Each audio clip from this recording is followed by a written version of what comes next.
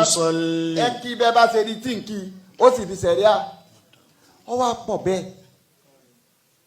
Oh, you don't know. Because many people, many youngsters especially, and are being misled. They are being confused.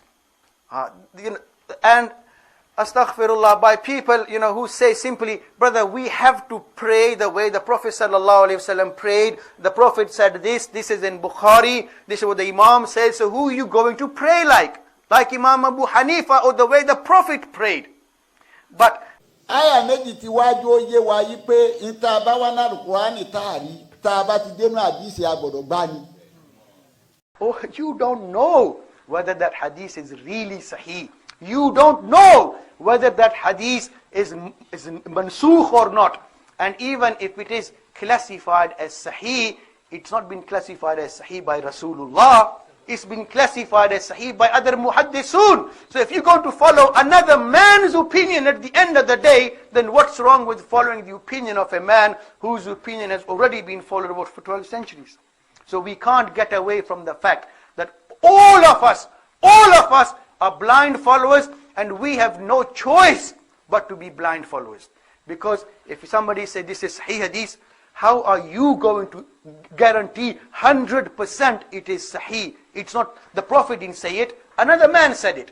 And Imam Bukhari, rahimahullah, for example, in his compilation, there are 8-9 chains. Imam Bukhari didn't meet them all.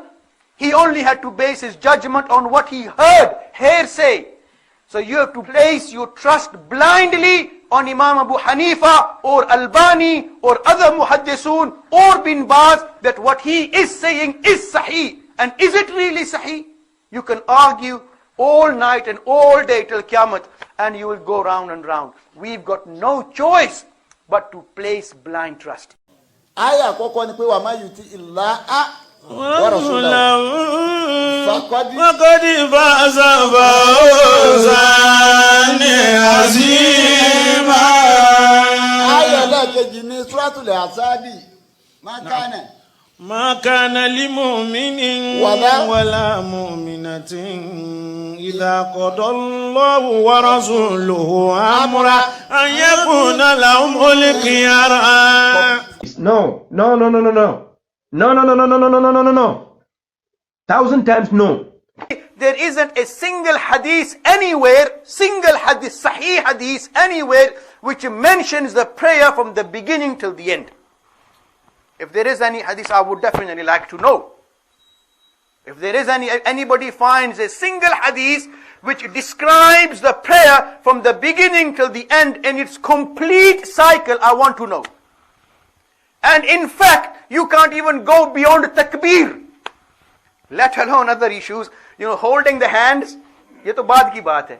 This is afterwards. Ruku, whether you raise your hands before ruku, after ruku, this is long after. Where you hold your hands is long after. What you do, whether you recite Fatiha behind the Imam or not, is long after. You can't even go beyond takbir.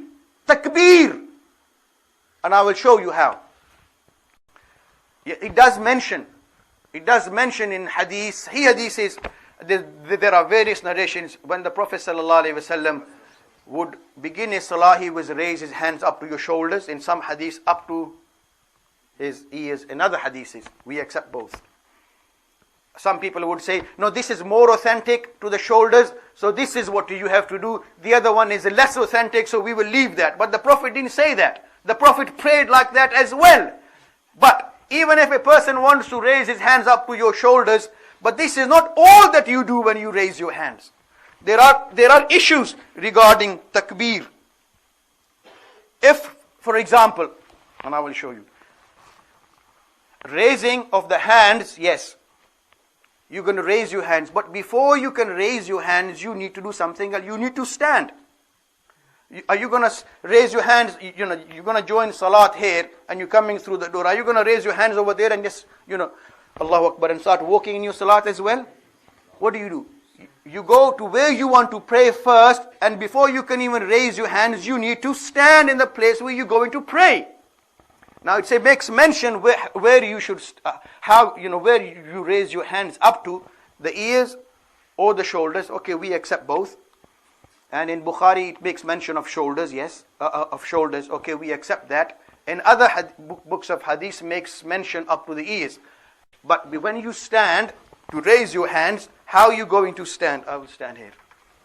Now you can either stand like this, with your feet pointing to the Qibla and with minimum gap. What did the Prophet say about how much gap should be in between your feet? If you're going to stand like that, as many brothers do, where is the hadith to say you stand like that? If you're going to stand like this, which most Ahnaf do, Sahih hadith, because we've got no problem in such undefined, controversial issues, ambiguous issues, we follow mujtahid scholar. Hanafis will follow Imam Abu Hanifa, Shafis will follow Imam Shafi, Hanbali will follow Imam Ahmad bin Hanbal, Malikis will follow Imam Malik and so on. But he who wants to pray strictly by Sahih hadith, I would like to know where is the Sahih hadith regarding how far you should place your feet. That's the first point. Second point about takbir, you're going to raise your hands. It only makes mention the Prophet raised his hands up to the shoulders or up to the ears. But you can raise your hands in a number of different ways. You can raise your hands like this.